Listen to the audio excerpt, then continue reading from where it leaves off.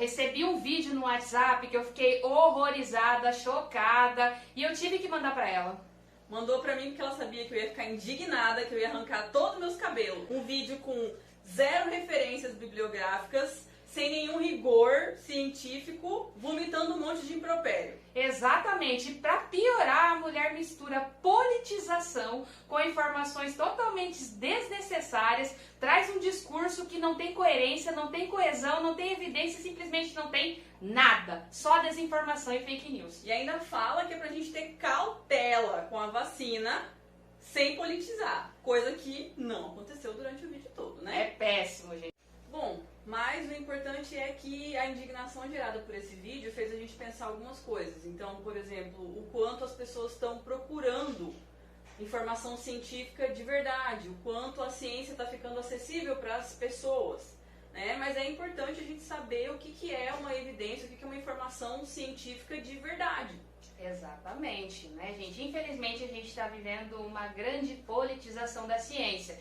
E, na verdade, a ciência ela tem um lado sim. O lado da ciência é o lado das evidências científicas de qualidade. E as pessoas precisam aprender a acessar essa informação. Antigamente, essas informações ficavam restritas à universidade, aquelas pessoas intelectualizadas, né, com aqueles jalecos. A gente não precisa de nada disso. A gente quer simplesmente informar de maneira que não se esvazie o conhecimento, como já está sendo feito por vários profissionais, inclusive, né, que infelizmente acaba pegando um recorte de um monte de informação ou acaba, né, estudando via redes sociais. E a gente sabe que rede social não é lugar de estudar, mas pode ser um caminho para o estudo.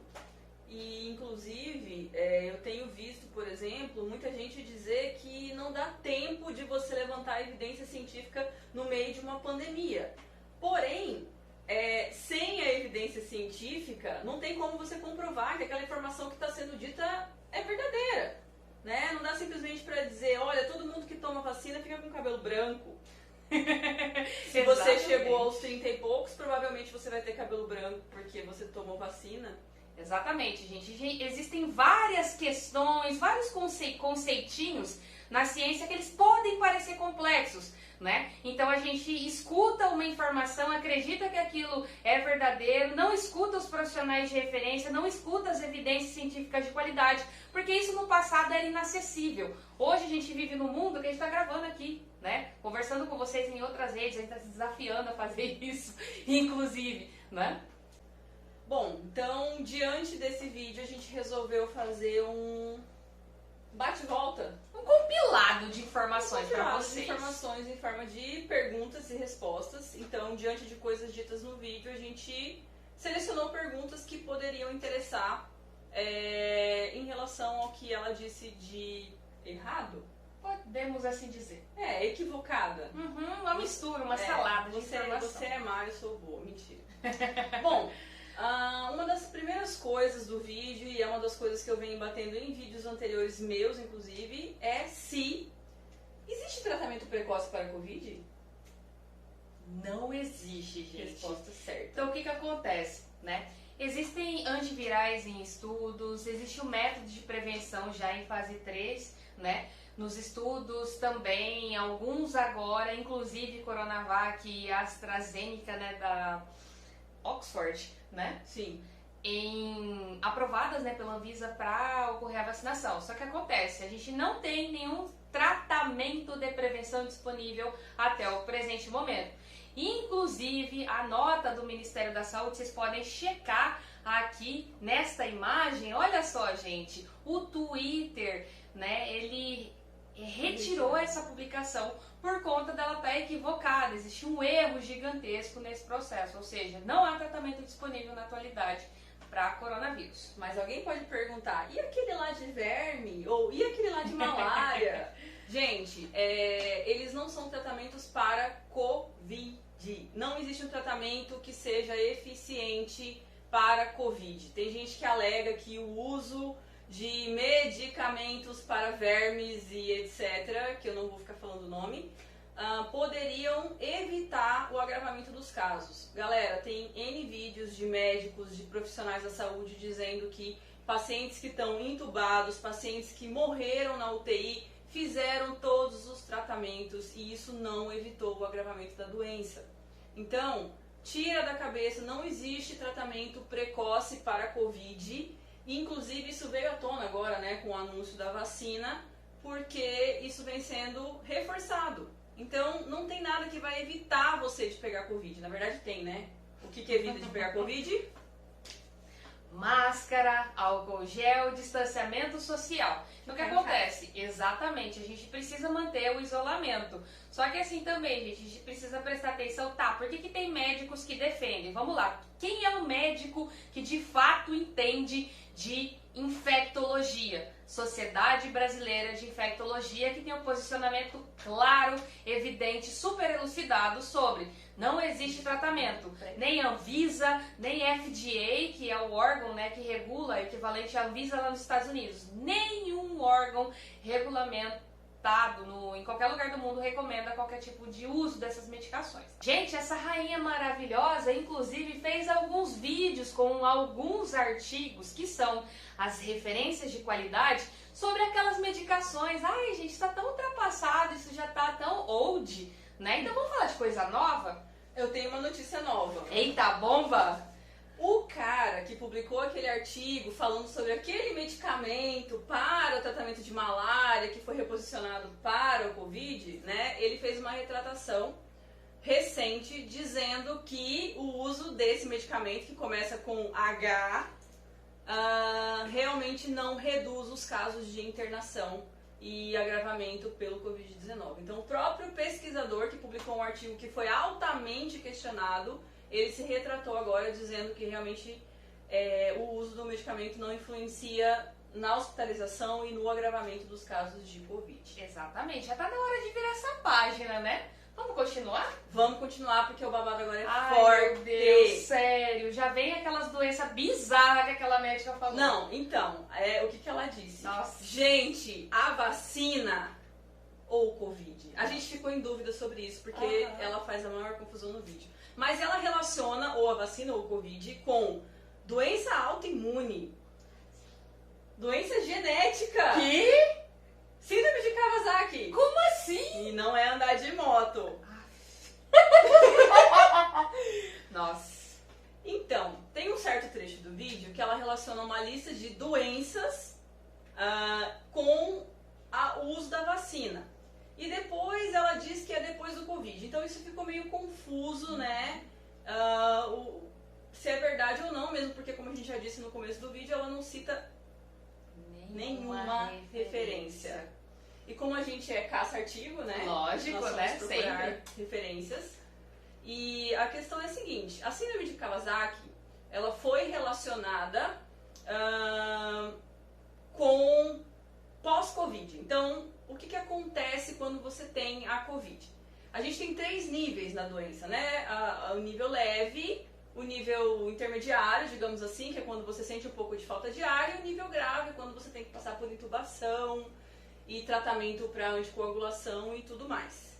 E aí, o que a gente viu da Kawasaki nas crianças? Bom, gente, o que acontece? A gente tem uma resposta, né, que é exacerbada nos casos graves em crianças, tá? Uma resposta inflamatória. Se vocês quiserem saber mais sobre esse assunto, inclusive tem algumas notícias, né, que foram publicadas pela Sociedade Brasileira de Pediatria. A gente pode deixar o link, ou a gente pode gravar mais um vídeo falando só sobre esse assunto com vocês. O que a gente gostaria de destacar aqui é o seguinte: que ela, né, tipo, na medida que a gente foi estudar para tentar entender o que ela estava querendo dizer, porque a gente não acha que foi por maldade que ela fez tudo isso, né? Talvez foi uma incompreensão da literatura internacional, não conseguiu traduzir muito bem, ou acabou misturando um monte de informação sem necessidade, né? Então, se vocês quiserem saber mais sobre esse assunto, sobre essa especificidade de questões graves em crianças, a gente pode produzir mais material para vocês. Comentem aí se vocês quiserem mais informações sobre isso, mas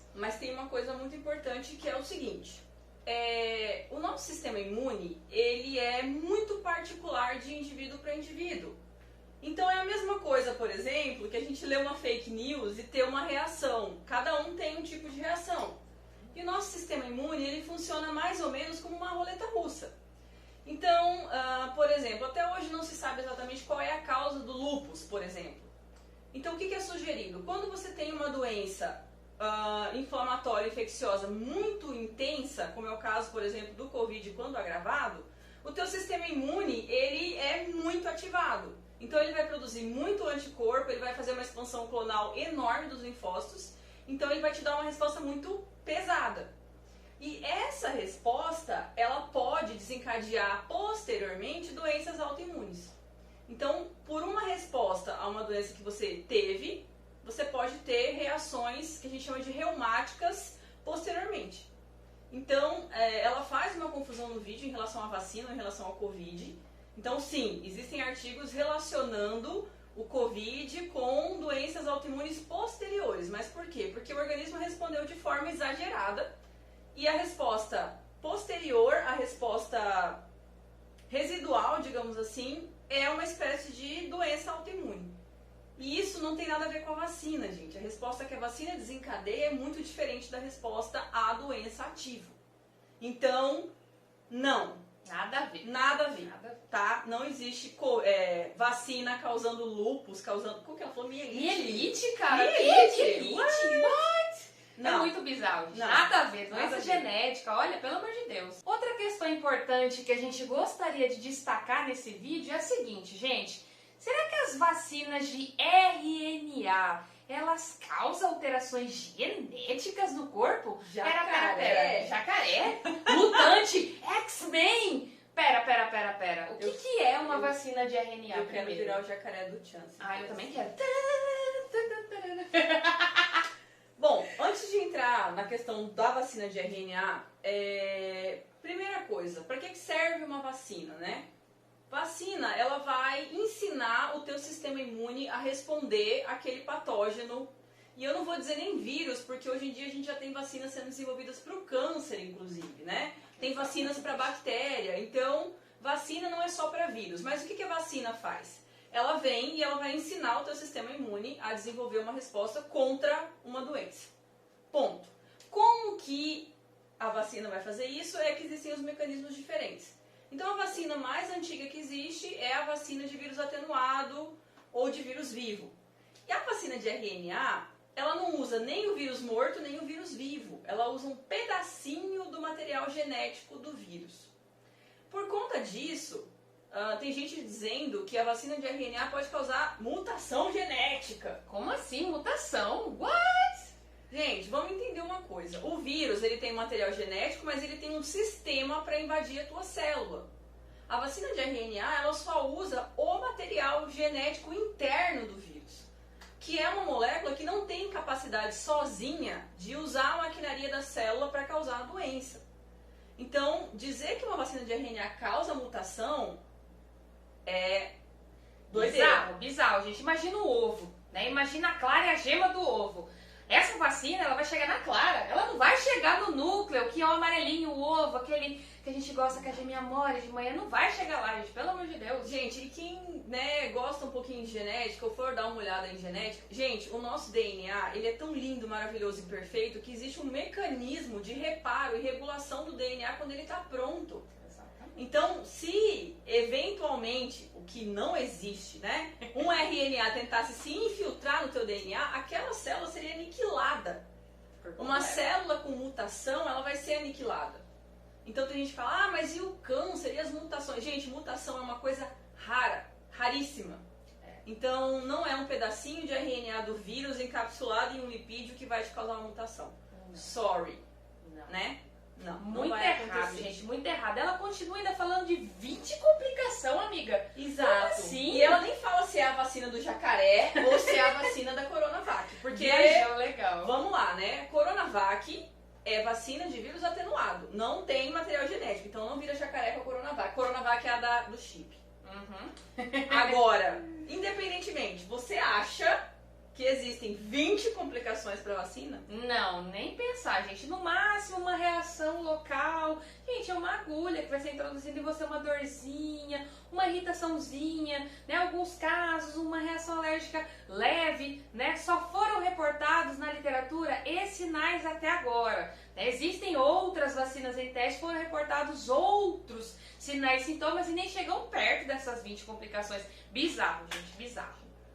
E assim, a gente está na fase 3, né? Então, a população vacinada ainda não é grande o suficiente para relatar muitos efeitos colaterais. Porém, gente, vamos lá, né? Para uma vacina ser liberada para teste em humanos, é porque ela tem um risco muito baixo. Ninguém submeteria humanos, ainda que cobaia, né? Porque agora tá na moda. Gente, não é cobaia, tá? É voluntário, voluntário. Não fui obrigado, você não é obrigado a fazer um teste. Exatamente. Então, são assim, sujeitos ativos, participantes, contribuindo para a melhora da ciência. Ó. Então, não existe, gente, efeitos graves relacionados a nenhuma das vacinas que está em aplicação, tá? Inclusive, em vários países as vacinas já estão sendo aplicadas. Vacina da Pfizer, vacina de Oxford, a Coronavac em si, e assim, os efeitos relatados são locais ou relacionados ao uso de adjuvante. E são reações leves. Muito leves. Vamos falar aqui o que acontece com o corpo quando eu tomo a vacina. Então a Coronavac, por exemplo, ela foi administrada aqui no meu corpo. Vocês sabem que nos primeiros 4 meses serão apenas grupos prioritários. Comenta aí se você já sabe quais são os grupos prioritários. E será que vai dar essa vacina que a gente tem disponível só para os grupos prioritários? Não sei, hein? Então o que vai acontecer? O vírus atenuado vai ser administrado no meu corpo. Meu corpo vai ser estimulado a produzir aquele exército maravilhoso de anticorpos. E aí, Samir, o que acontece?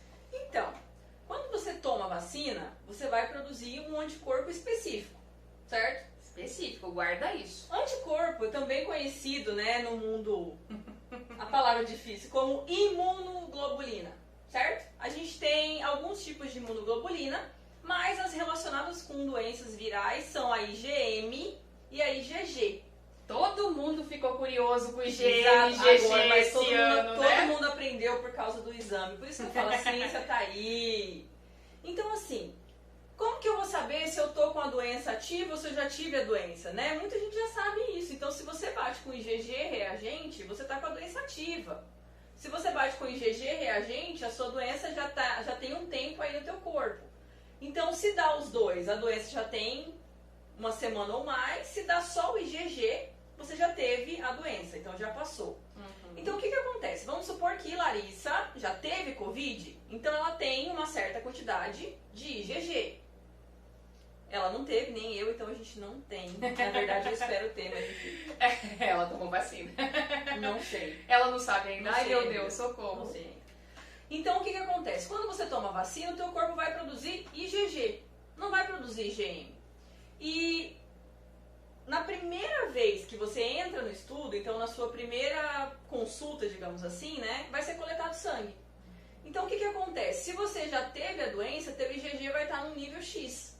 Quando você toma a vacina, esse IgG ele vai aumentar. Então, independentemente de você já ter tido Covid ou não, a vacina ela vai induzir a produção de IgG.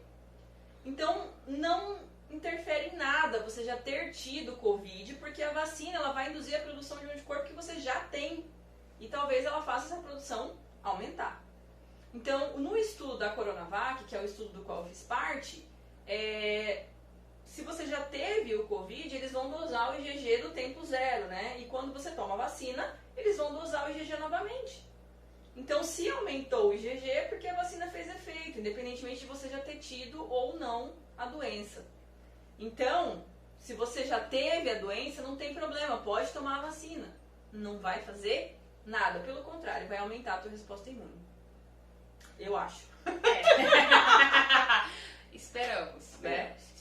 Esperamos que esse tempo também, né, seja interessante o suficiente para que a gente possa dizer, né, com muita asserção que gere imunidade, né? Então a gente espera que isso aconteça. Agora, tem muita gente que está questionando também, tá, então pera lá, por que não existe vacina para todos os outros vírus? Por que não tem vacina para dengue? E aí? E para zika vírus? Pois é, por que a gente não tem vacinas para essas outras viroses? Né? Então, o que acontece, gente? Primeiro, quando a gente está falando de dengue, chikungunya, zika, a gente não tem um único tipo de vírus também. né? E eles provocam respostas no corpo diferentes, eles se ligam a lugares diferentes do corpo. E, inclusive, as vacinas não avançaram, né, por conta de algumas questões relacionadas a... Peraí, eu vou vacinar para o tipo 1, mas aí eu posso, né, deixar esse corpo tão debilitado, tão fraquinho, que eu posso deixar ele se expor ao tipo 2, tipo 3, tipo 4. Então, o que acontece? Para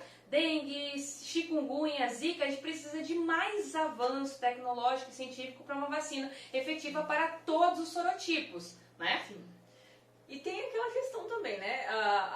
O nosso ser de luz questiona no vídeo que a MERS, né, que foi a epidemia que teve antes, por que não desenvolveram vacina para MERS?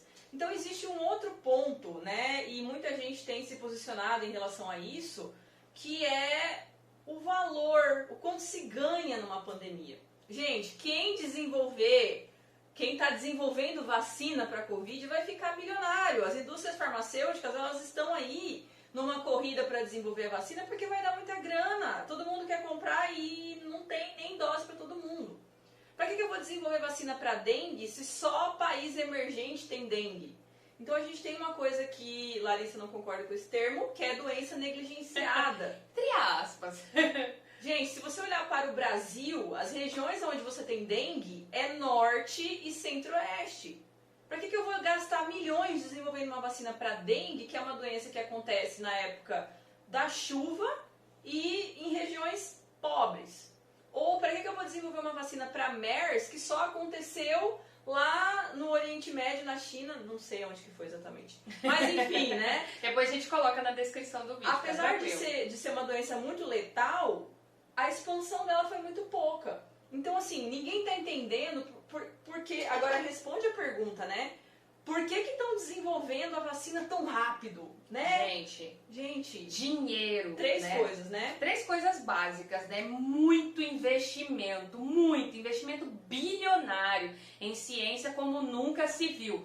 Outra coisa importante, tecnologia. Todos os países do mundo, todos os pesquisadores do mundo, todas as universidades do mundo, todos os centros de pesquisa, todas as indústrias farmacêuticas estão voltadas para essa pesquisa. Da última vez que eu vi um levantamento, que se eu não me engano foi em novembro do ano passado, já tinham sido publicados mais de 180 mil artigos só sobre esse assunto. Gente, vocês têm noção do que é produzir essa quantidade de artigo num curto espaço de tempo? E existem aí nesse mar de publicação muitos artigos de qualidade. Né? Inclusive, a gente tem pesquisadores brasileiros, sim, desenvolvendo produtos que querem que sejam nacionais, só que a gente sabe que, historicamente, a gente não tem um desenvolvimento de pesquisa sólido, porque a gente teve cortes, os pesquisadores acabaram, né, infelizmente, perdendo suas bolsas, indo para fora do Brasil, né? Então, a gente perdeu muito os nossos cientistas, a gente perdeu muito na pesquisa nos últimos anos, que coincidem com o nosso digníssimo alecrim dourado. Né? Então é importante não politizar esse vídeo. Então é importante, né, que a gente pense no que acontece, né, dentro da sociedade, da política, da economia, para tentar entender o que está acontecendo. Senão a gente não vai entender absolutamente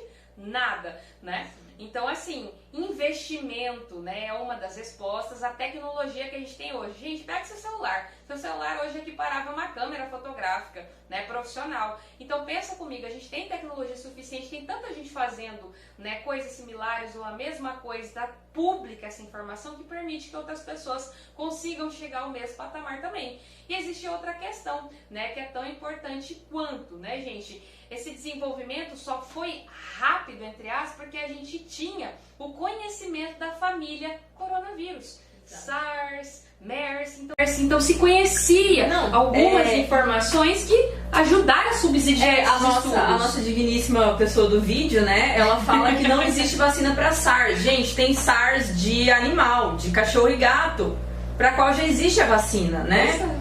E tem uma outra coisa que é muito importante. Por exemplo, essa vacina de RNA, ela é uma vacina que já existe a plataforma para fabricar a vacina.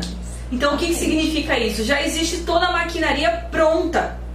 O que aconteceu? Uma mulher maravilhosa brasileira sequenciou o genoma do coronavírus e a partir desse genoma sequenciado, eles conseguiram desenvolver o pedacinho do RNA que vai dentro da vacina.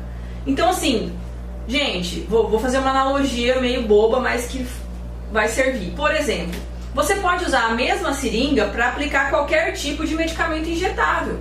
Então a plataforma de vacina genética funciona dessa forma. Você tem a plataforma pronta, você tem o invólucro pronto e você só insere a sequência ali dentro. Essa plataforma já existe e ela já vem sendo pesquisada e testada há muito tempo. Inclusive eles alegam, né, que vai vir, espero que não, né, mas que virá uma pandemia de um vírus X que pode ser até pior que o coronavírus, só que essas plataformas de vacina já estarão prontas. E é o que acontece basicamente, né, todo o estudo de base já estava feito. Então tem gente que acha que brotou do chão, que nasceu do zero. Não, gente, não, os pesquisadores já trabalham nisso há muito tempo. Exatamente. A vacina de Oxford, ela já está com essa plataforma pronta há muito tempo, né, que usa adenovírus, então a tecnologia já existia. Então se você junta dinheiro com pessoas inteligentes, com disposição, vai sair a coisa rapidamente. Exatamente. Certo? A questão é que, por exemplo, né, o que a gente estava conversando um pouco antes, quando você vai no médico, você quer tomar o remédio mais novo. Então, eu tenho diabetes, eu quero o remédio mais moderno que existe. Que tem mais tecnologia, ilude nosso, que tem mais tecnologia melhor. Será, Samira? Pois é. Tem gente que fala, não vou tomar captopril, porque já tem coisa mais nova. Será? Gente, muitas vezes você pode estar pagando para ser cobaia num estudo de fase 4 de um medicamento. E por que para medicamento você quer o mais novo, você quer o mais moderno e para vacina não serve? Não faz sentido nenhum. Não faz sentido. Os prescritores querem um medicamento mais novo, mais top de linha, só que a gente tem, por exemplo, uma história antiga que era um medicamento chamado Vioxx. Vioxx era um anti-inflamatório muito, né, moderno da época, usado para tratar artrite reumatoide e outras doenças reumáticas, só que ele foi retirado do mercado, porque com o tempo de uso ele começou a precipitar infarto. Então, são lógicas que ficam meio aí, né, gente? Exatamente. E pensa comigo, né? A gente teve toda essa motivação de produzir esse material para vocês, porque vamos discutir saúde baseada em evidências? Para que tudo isso? Né? Porque a gente quer que você enxergue que os benefícios hoje, 2021, 18 de janeiro, ou a data que esse material for publicado, os benefícios são maiores que os riscos. Então você faz parte dessa tomada de decisão em saúde, né? Não é só o profissional, não é só o cientista, você tem que conhecer também, né? Todos os profissionais da saúde têm que saber explicar para você. Se não sabe, cobre, né? Ele tem obrigação de estudar e se virar para explicar para você o que está acontecendo. Então, se os benefícios são maiores que os riscos, que foi o que maior pesou na decisão da Anvisa atualmente para essas duas vacinas estarem disponíveis para vocês, né? Então, assim, são questões que, vamos lá, ninguém vai deixar de ser monitorado a partir do momento que tomar a vacina, né? Que serão esses grupos prioritários. É muito importante que a gente frise isso, né? Que são os profissionais da saúde e dos serviços essenciais no primeiro momento. A gente espera que siga o calendário preliminar, mas a gente não está muito otimista com relação a isso. E no próximo ano, após esses 4 meses, a população em geral, né? Independente da vacina que for, né? Todas é importante que a gente tome. Okay. Me veio agora uma coisa também na cabeça que foi o seguinte, eu ouvi algumas alegações que, por exemplo, ninguém sabe o que a vacina vai fazer nos idosos, porque a vacina só foi testada em profissional da saúde. Mas, gente, dentro de profissional da saúde, você tem de 18 a 60 e tantos anos. Exatamente. Você tem homens e você tem mulheres. Então, dentro do estudo da Coronavac, que é o que eu posso falar com propriedade, você não é selecionado pela idade, você é selecionado pela exposição ao vírus. Exatamente. Inclusive, as pessoas que me atenderam no ambulatório tinham mulheres idosas. Então, dentro dessa população que é de pessoas da saúde, por que eles foram escolhidos? Porque eles estão expostos a uma carga viral grande. Então, porque não se sabe o que vai acontecer em idoso, em crianças. Sim, a gente realmente não sabe. Mas o risco, ele é muito baixo. Porque a gente tem que entender uma coisa, gente. Vacina não é medicamento. A vacina é prevenção. E a mensagem que eu acho que é muito importante a partir de agora é que a vacina, ela não vai... na verdade, a maior importância dela não é evitar que você pegue o vírus, é evitar que a sua doença se agrave, é evitar entupir as UTIs, é evitar a situação que a gente está vendo de faltar oxigênio, é evitar a situação que a gente viu na primeira fase da pandemia de faltar medicamento para fazer a intubação. Exatamente. Né? Então, evitar as internações, evitar os casos graves é o mais importante nesse momento. Uhum. Então, um dos medos que eu tenho em relação à vacina é as pessoas acharem que realmente vida normal. Gente, não. Não. Memes são muito engraçados, eu concordo. Com certeza. Né? Manter a nossa sanidade mental, Exato, né, amiga? manter a sanidade mental, mas, gente, não é porque você vacinou que você vai sair dando rolê por aí. Não tem como. Gente. Né? Porque não. mesmo vacinado, você pode continuar transmitindo o vírus. Exatamente. E ainda que muita gente seja vacinada, a estimativa é que 60% da população seja vacinada. Uhum. Então, não é todo mundo. Exatamente. A gente está numa situação totalmente fora de tudo que a gente já viveu. Exatamente. Então, assim, o maior objetivo do que está acontecendo agora é redução da morbimortalidade. Redução tá? de danos. É isso, redução de danos. Então é importante que a gente, né, entenda que eu vou continuar de máscara, eu vou continuar fazendo fricção antisséptica das mãos com álcool 70, lavando a mão, mantendo distanciamento, evitando aglomeração, e assim a gente, né, vai aprendendo a lidar nos próximos meses e anos com a pandemia. Tchau!